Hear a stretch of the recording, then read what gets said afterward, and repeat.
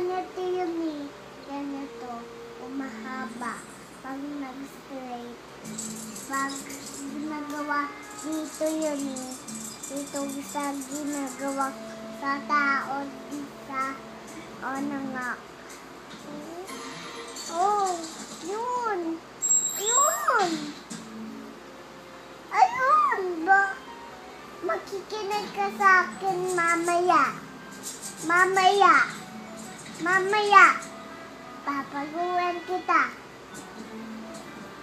Ay,